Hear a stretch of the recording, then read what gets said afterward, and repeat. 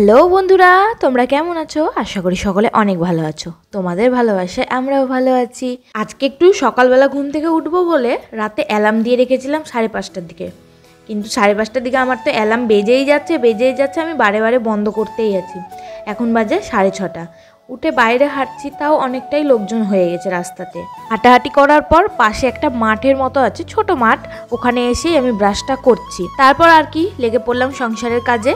যে বাসি কটা বাসন ছিল সেটাই ধুয়ে নিচ্ছি। গ্যাসটা না আমি সন্ধ্যাবেলাতেই মুছে রাখি, কিন্তু রাতে আবার রুটি করে দিয়ে তখন গ্যাসটা আবার নোংরা হয়ে যায়, এই জন্য সকালবেলা করে আমাকে গ্যাসটা মুছতেই হয়। আর এই দেখো ঘরটাও মুছে নিলাম, আর এখন স্নান করে বসে গেছি পুজো করতে। আমরা যখন এখানে আসি তখন কিন্তু আমার ঠাকুরের একটা জিনিসও ছিল না, এমনকি আমার ঘরেও কোনো কিছুই ছিল না। এখানে যখন আমরা আসি তখন একটা মেলা হচ্ছিল, সেখান থেকেই আমরা এই ফটোগুলো কিনে রেখেছিলাম, কিন্তু জায়গার অভাবে ঠাকুর আমি পাততে পারিনি। ওই একটা বজরংবলীর ছবি গেটের সামনে টাঙিয়ে রাখ। তারপর ঠাকুরের কাছে তো ধূপধুনা দিতে হবে, তখন আমি দশকর্মা ভান্ডার থেকে এই মাটির ধূপচিটা আর প্রদীপ এনেছিলাম, কারণ তখন আমার কাছে না প্রদীপও ছিল না, সেই জন্য এই প্রদীপ আর ধূপচিটা এনেছিলাম। তারপর আমার গোপাল আসার পর থেকে আমি একটা একটা করে ঠাকুরের জিনিস কিনতে শুরু করলাম। এই বাড়িতে ভাড়া আসার পরেই সবার প্রথম আমি সিংহাসনটা কিনেছিলাম, কারণ তখন আমার গোপুসোনা আসবে, গোপুসোনা আমার কোথায় থাকবে, সেই জন্য সিংহাসনটা কিনেছিলাম। দেখো সিংহাসনে তো সব ঠাকুর থাকবে, গোপুকে কোথায় আমি ঘুম পাড়াবো। এখন আমি একটা কাঠের দোকান থেকে এই ছোট্ট খাটটা গোপুর জন্য কিনে এনেছিলাম। তারপর ঠাকুরের এই জিনিসপত্র রাখার জন্য 3 থাকের তাকটা কিনলাম। তারপর নিলাম শঙ্খ, ঘন্টা। এখন আমার ঠাকুরের যা যা প্রয়োজন মোটামুটি সব নিয়ে নিয়েছি। ও ঠাকুরের জন্য না একটা ছোট্ট বটি কিনেছিলাম, সেটা তোমাদের নেক্সট কোনো ভিডিওতে দেখিয়ে দেবো। পুজো করে উঠেই মাথাটা না খুব ধরেছে। ওই যে সকালবেলা ঠান্ডা ঠান্ডা জলে স্নান করলাম, আর সকালের জলটা এত ঠান্ডা থাকে। এই যে চা আমার হয়ে গেছে, এখন চাটা ছেঁকে নিচ্ছি। চানাচুর দিয়ে মুড়ি মাখা আর লাল চা হয়ে গেছে। তো আমি যেহেতু সকাল সকাল উঠি, তার জন্য আমার খুব খিদা পেয়ে যায়, সকালবেলা কাজ টাজ করলে খুব খিদা পেয়ে যায়।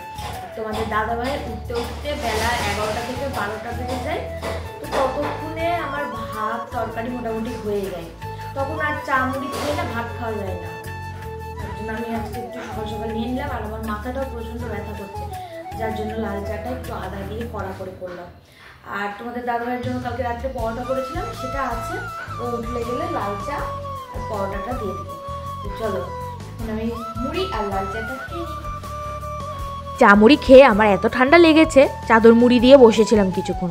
তারপর কয়েকটা জামা কাপড় কেচে দিয়েছিলাম, সেটা এখন মেলে দিচ্ছি। আজকে একটু মিশানো সবজি করব, তাই বেগুন টমেটো ছিল না, তো বেগুন টমেটো নিলাম, আর তার সাথে নিলাম একটা ফুলকপি। ফুলকপিটা বললো একটু কম দাম আছে, সেই জন্য নিয়ে নিলাম। মিশানো তরকারিতে মিষ্টি কুমড়াও দেয়, কিন্তু তোমাদের দাদাভাইয়ের মিষ্টি কুমড়া খাওয়া বারণ আছে। দেখো সবজি আমি বসিয়ে দিয়েছি, আর এই সবজিটা খেতে খুব ভালো লাগে আমার। না আমার অর্ধেক হয়ে গেছে, আর এখন তোমাদের দাদাভাই ঘুম থেকে উঠলো, তো উঠে ওকে আমি পরোটা আর চাটা দিয়ে দিয়েছি, আর তার সাথে 2টো ক্রিম বিস্কুটও দিয়েছিলাম। ওকে আমি একটা আর অর্ধেক পরোটা দিয়েছিলাম চা দিয়ে খাওয়ার জন্য, কিন্তু ওটা খেতে পারবে না, ওটা খেয়ে নিলে নাকি ওই ভাত খেতে পারবে না। ভাবো খুব খাওয়া নিয়ে ঝামেলা করে, এই জন্য আমার প্রচণ্ড রাগ উঠে। তার জন্য আমাকে অর্ধেক পরোটাটা চা দিয়ে খাইয়ে দিল। আর দেখো রান্না করতে করতে কটা বাসন হয়ে গেছিলো, সেটাই ধুয়ে নিলাম। রান্না করতে করতে যদি আমার জল থাকে তাহলে কিন্তু আমি সব রান্না বাসন টাসন ধুয়েই নিই, কিন্তু জল চলে গেলে সেটা রেখে দিতে হয়, তখন আর কোনো উপায় থাকে না। দেখো রান্না করেছি মিশানো তরকারি, ডাল আর আলু ভাজা। ডালটা এইটুকু কেন বলো তো, ডালটা আমি বসিয়েছিলাম, সিটি পড়ছে না, ওই জন্য বুঝতে পারিনি, আর ডালটা লেগে গিয়েছিল, তার জন্য ডালটা এইটুকু হয়ে গেছে। আর আমি মিশানো তরকারি দিয়ে ভাতটা খাবো। আজকে তোমাদের দাদা ভাই কাজ থেকে একটু তাড়াতাড়ি চলে এসেছে, মানে ওর তো আস্তে আস্তে অনেক রাত হয়ে যায়, সেখানে আজকে 8টা না 9টা বাজছিল তখনই চলে এসছে। তো এসে বললো ওই নাকি চাউমিন খাবে, তো আমি বললাম তুমি তাহলে কেটে দাও। তখন বললো থাক আজকে চাউমিনটা আমি রান্না করছি। আমি তখন মনে মনে বললাম ভালোই তো হলো, নিজের হাতে রান্না খেতে খেতে একেবারে মুখটা পচে গেছে। আমি আবার বললাম একটু লাল চা করো তো কড়া করে, তখন ও বললো বিস্কুট দিয়ে খাবো। আমি বললাম আমি তো চাউমিন দিয়ে চা খাবো। তারপর ওইও বললো যে আমিও তাহলে চাউমিন দিয়ে চা খাবো, তার জন্য বিস্কুটটা রেখে দিয়েছি, আর চাউমিনটা এখন বেড়ে নিচ্ছি। আজকে না রাত্রে আর কিছু খাবো না ভাবছি, কারণ এই চাউমিনটা খেয়ে আমাদের দুজনেরই পেট মোটামুটি ভরে যাবে। চাউমিনটা খেতে না দারুণ হয়েছিল, চাউমিনে পেঁয়াজ আলু কাঁচা লঙ্কা এইসবই দিয়েছিল, আর ডিম আনতে গিয়েছিলাম কিন্তু দোকানে ডিম ছিল না, তার জন্য আর চাউমিনে ডিম দেওয়া হয়নি। আর বাদাম দিলেও ভালো লাগে, তবে বাদামটা ঘরে ছিল না, সেই জন্য আর বাদামটাও দেওয়া হয়নি। তবে এই চাউমিনটা খেতে আমার দারুণ লেগেছে, আর চাউমিন দিয়ে চা খেতে আমার খুব ভালো লাগে। আর এই চাউমিন খেয়ে আমরা রাতে কিন্তু ঘুমিয়ে গেছিলাম, তারপর আর কিচ্ছু খাইনি।